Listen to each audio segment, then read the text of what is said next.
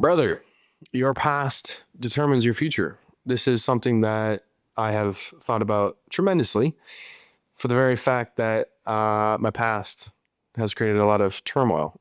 I got sick and tired of that shit, and I wanted to live a better life for myself. One of the things that came to my mind a couple years ago in regards to not liking my present moment was not really having a sense of self-defense was a big one. Another thing is business and just overall well-being. So fast forward to the present moment, I have got my blue belt in jiu-jitsu. This is about really 13 months of from when I first started training last year to now, but ultimately there was like a month and a half, 2 months of injuries. So basically 11 months to get my blue belt, which isn't not too bad. I have built a $2 million business, left that company, started my own company with my brother, and we're planning on doing 2 million again, but this time instead of only making like $100,000 in profit, it's going to be around $500,000 in profits. And I have never been more fulfilled. And just generally speaking, my mind's rock solid. I got my emotions in check. I feel like a creator, instead of a consumer. And that feels incredible to be a creator instead of a consumer, because being a creator has allowed me to get that blue belt, to build a successful company on really two occasions now. Now in my third iteration, that's going to be another success to a much higher degree than the previous two iterations. And I used to be extremely anxious and worried and fearful and, just kind of vanity. Wanting to have things making me feel happy was always the kind of the pursuit, and that only brought depression. And now I want the same things, but not from a place of vanity, but from a place of being a creator. The difference between those two is if you're vanity, you're tying your self-worth to the things. You're tying your worth to appearances rather than just being and showing up as the person you need to be to have those things. So it's like, if I get the 500K in profit, it's not like I'm not idolizing that. It's more of a reverence for myself in regards to becoming the person who can actually manifest 500K in profit in a car and whatever else I'm going to experience in my future that I want for myself. There's a big difference between really, that can be another video in of itself. But for today's video, we're addressing the profound truth that your past determines your future. None of the things that I just listed to you were possible if it wasn't for the actions that I took for the past really with business specifically, that started in high school. So we'll start there. I started painting in my freshman year of high school. Never thought it was going to turn into business. Wasn't anything I really wanted to do. Anyways, it was something that I have always kind of pushed away because I was kind of, to an extent, I almost thought I was too good for painting. Like I almost looked down at painters, but then, it dawned on me that painters make great money. And then fast forward to where I'm at now. And obviously that's a very truthful statement, but it started in high school, and I was able to build the skill and the understanding of how to actually paint someone's house, which is the very essence, that a very foundation in which you need to actually run a successful company, a painting company. So learning the skills of actually knowing how to paint surfaces gave me the ability to then delegate the work, the labor, to somebody else, so I can actually build the business rather than it be in the business. If you're working in the business, you're not actually working on the business. You're not moving the business forward. You're not scaling. You're not expanding. You're not making more money, because you're working in the business, as in doing the actual labor. You don't have time to hire people. You don't got time to build systems. You don't got time to estimate jobs. You don't got time for none of that stuff. Having that foundation of knowing how to paint gave me the confidence in myself to delegate that task, because I can check the work to make sure that the work is up to standard. Especially because I'm selling such high quality jobs, the standard has to be repeatable over and over and over. And I know what to look for, and I know now how to actually manage people to ensure that quality is always being delivered to the highest standard that we can deliver. I only learned that because of mistakes that have been made over the past really decade of me being in this industry. So there's so much experience that I've gained from that 10 years of working in the business. And as I mentioned, the first part about it was, how to actually paint a building. There's a lot of mistakes that go into painting buildings when you first start. And as you make those mistakes, you learn. And the mistakes start to minimize. And as you minimize your mistakes, the more efficient you become. So I had to make a fuck ton of mistakes, just learning how to actually paint a building. And those mistakes cost money, it cost time. Obviously, in the end, everything was always made right, and the clients were always super stoked and proud and happy of the service that they had. So it wasn't like those mistakes were, in vain. In the same way that I had to make mistakes and learn from those mistakes in the actual labor side of painting, I've made mistakes with running a business. And it's the same fucking thing, bro.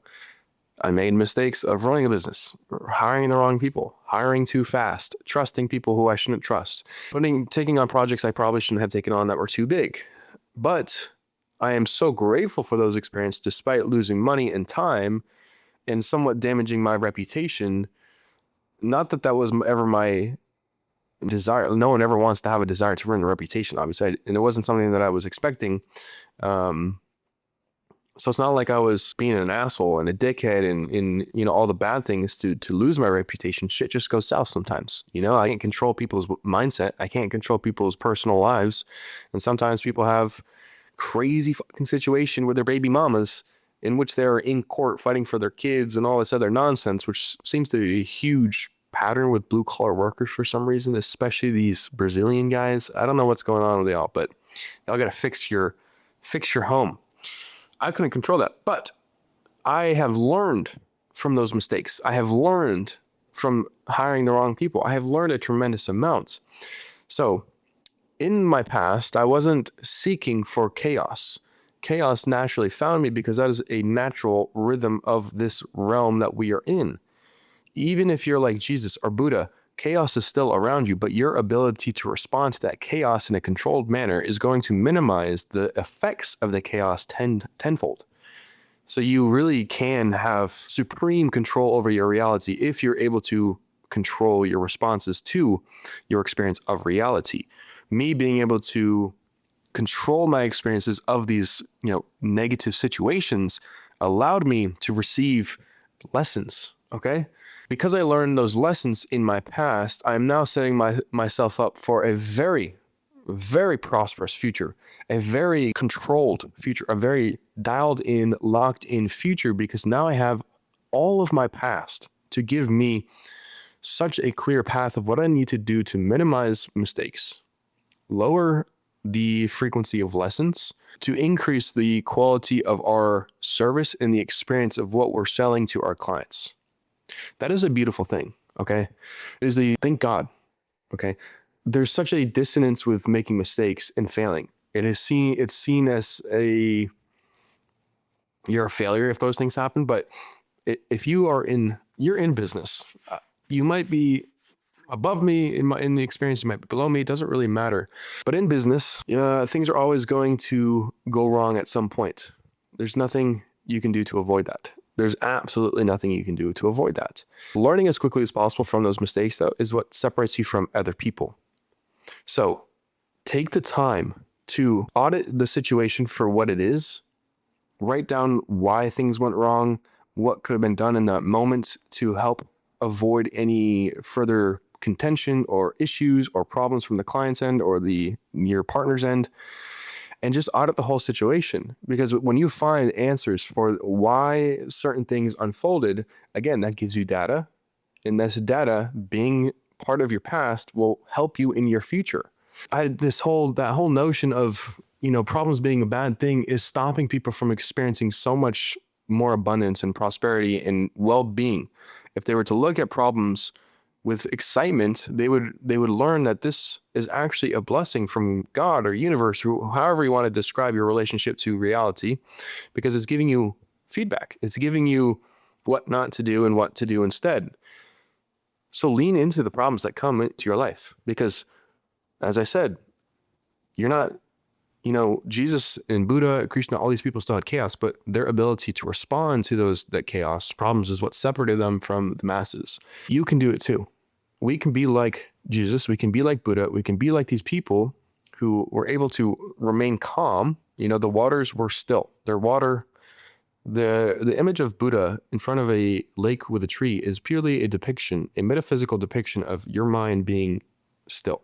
You need to keep your mind still in the midst of chaos, because you are training yourself to not overreact. You're training yourself to remain neutral in a situation that, you know, is rather polarizing. And by remaining neutral, it allows you to make your own decision based off of what you know you need to do rather than what the situation is pulling out of you. Fucking massive, bro. That is a beautiful thing. So tying this back into the main, you know, declaration of this video, your past determines your future. If you're able to do these things that we're discussing right now, your past is going to be filled with so many launch pads for you to get to the next level, for you to quantum jump, to timeline jump. Fuck, so many different labels in the spiritual community of manifesting. If you are willing to not label your current reality in a negative way and just label it as a gnosis to your future, you're going to have a much better life. Because a lot of people who are unhappy with their present moment are labeling it in so many negative ways. And the problem with that is it only keeps you looping the same BS over and over and over. I found myself in this headspace quite often, where I was complaining about my life not being where I wanted it to be and really just being ungrateful for my situation. And it dawned on me that I was in that headspace for like 5 years.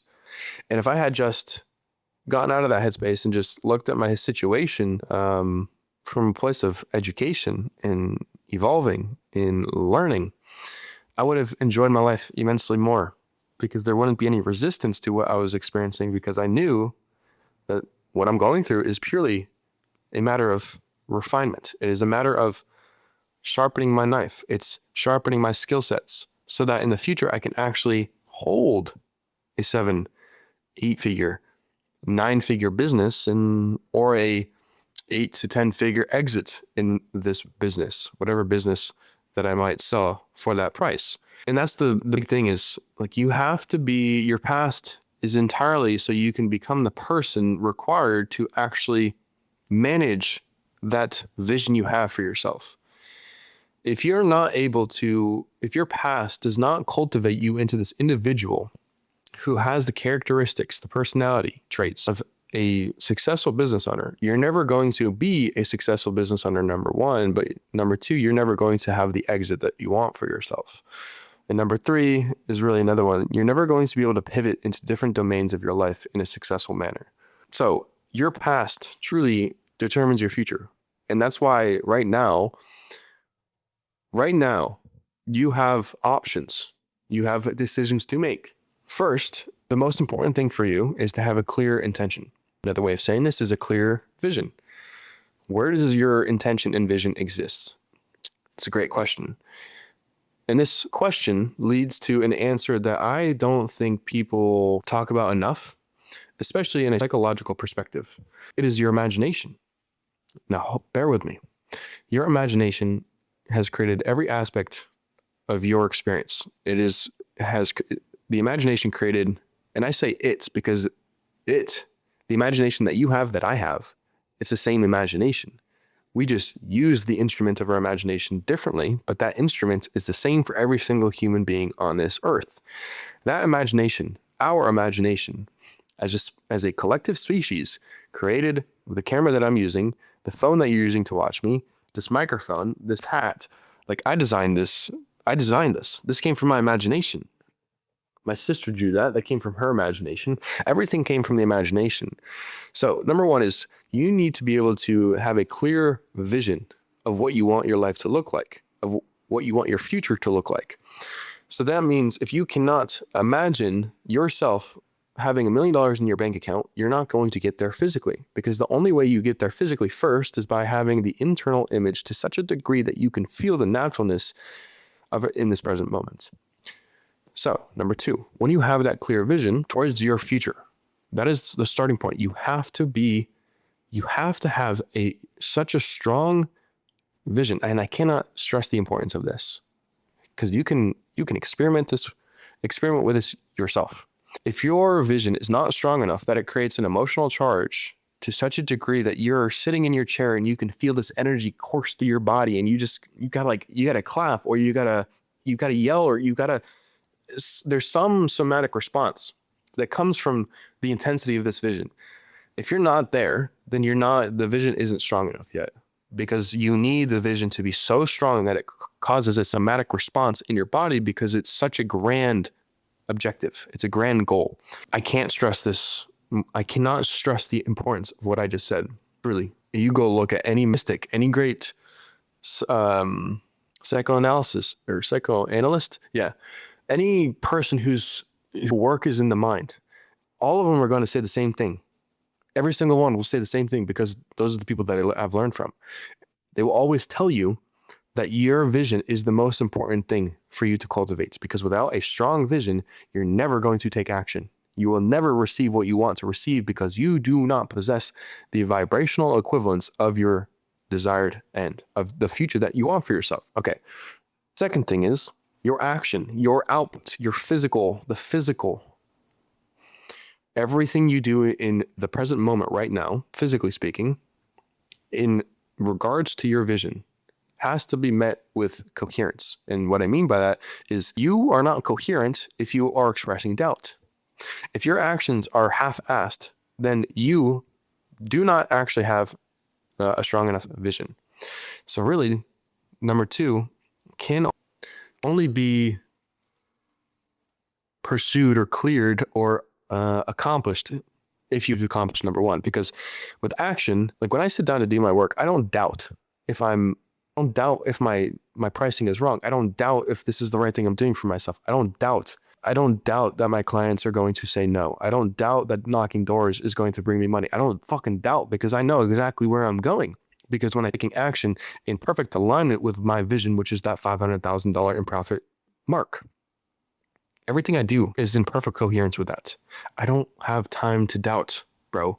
I have no time to ponder on the what ifs if in regards to things not working. I will ponder on what ifs around getting to the future that I want for myself. That I will entertain. I will only ever entertain anything that brings me to my desired end. If it doesn't entertain my desired end, the future, I don't entertain it, because it's not worth it. Which brings to kind of point 3, which is more of a be mindful about this, or understand this, I should say. Your mind creates what it is focused on. So everything that I do in my life, comes with the focus of already being and having the life that I want for myself. Because as I keep tying it into the main statement of this video, is your past determines your future. If I'm fully present with my future, the actions that I'm taking right now are coherent with that future, I am training my mind to accept the desire that I do not physically have to be a present tense fact. And at that point, the seeds have been planted. I have faith. My faith is like a mustard seed. It's not a matter of when the harvest will occur. It's not a matter of if the harvest will occur. It's a matter of when. Because I understand that the mind creates what it is focused on. So when I am taking action every single day, my focus is around coherence towards my vision. That is it, bro. This is all you need to make your past worth living. Oof. That is a beautiful statement. Write that down, please. Oh my goodness. If my past is not worth the vision, then I'm not going to get to the vision. So brother, make every single moment count, or I can say make every moment coherent to the future that you want for yourself. Because right now will determine the past, and the past will determine your future. So the question is, are you taking action in coherence to your dreams right now? If the answer is yes, then keep doing what you're doing. If the answer is no, then you got to get back to the blueprints, and you got to craft a blueprint that makes you take action relentlessly every single day, to the point where you feel that your vision is a present tense fact, and there is nothing that can get in your way.